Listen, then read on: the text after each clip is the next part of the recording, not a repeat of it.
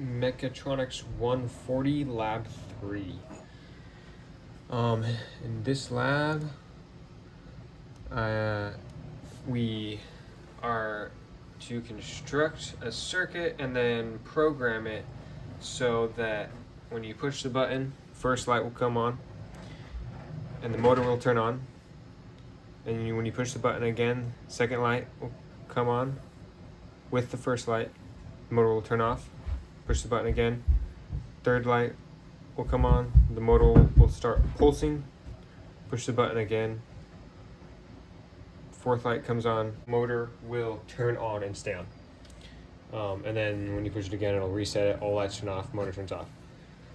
So first how I tackled this is I set up the circuit in simulator, in CAD, so I could see what it would look like and how to wire it, and then which ports I need to put in. Then after that, I coded it in here, and I will show you the code in the Arduino because it's easier to see on a computer. But the first thing I did was I just made sure my Arduino knew all the inputs and outputs and whether they're actually inputs and outputs.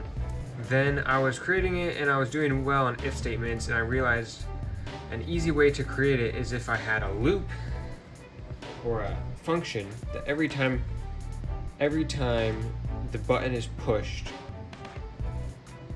and I have serial print everywhere in here so I can use the serial monitor to see what's happening. But every time the button is pushed, it will the stage will equal stage plus 1. And now the stage is just like a number container. It holds a number, it holds a value. So down here we can see, oh, you can't see it. Down here you can see the stage is equal to 0 to begin with. So every time we push the button, it will add 1 to the stage. So the stage will equal 1. You push it again, the stage will equal 2. And then down here we have a ton of if statements. So if the stage is equal to 1, do this, and this is exactly what it's supposed to do. You know, first press the button, that, second press the button, that. Stage equal to 2, 3. Now I was having some problems because I was pushing the button and it would run through all of the stages because the refresh rate was so fast on the coding that when you push the button, it just adds all the way up to 5. Now down here I have if the stage is equal to 5, the stage is now equal to 0, which will reset the stage. So what I ended up doing was first I switched the ifs to whiles so they would get stuck in there, and I put the update stage inside the ifs, which I kept in there because, you know, why not, instead of just up at the top. And so it was having that problem and I didn't know how to fix it. So what I ended up doing is we switched them back to ifs, and then we ended up adding delays in here. That is just enough time to let the button come back up and it be low again, because, you know, it's a long time encoding for pausing. So I ended up also putting this while statement that doesn't actually work. The code skips it. I'm not quite sure why, but I keep it in there because, I mean, I don't know. But this is a loop trap, as you can see, it's commented here. So it's supposed to, once the button is high, it runs through this and then it gets trapped in the loop while the button is high.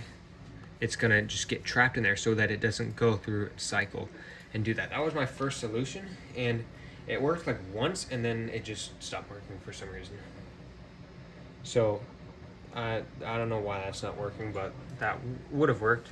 I also tried putting those between every single thing and then it instantly just got trapped in there. So I took that out because that wasn't working. But yeah, so that is how I coded it, and I just fine-tuned it with the timings, stuff like that, motors. And I'll show you how it turned out. Reset it. I'm putting this on here so you can see the motor spinning. Push the first button.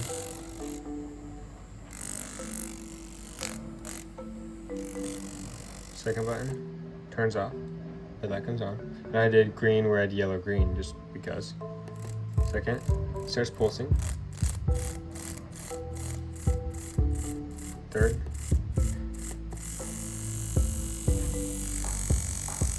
And fourth.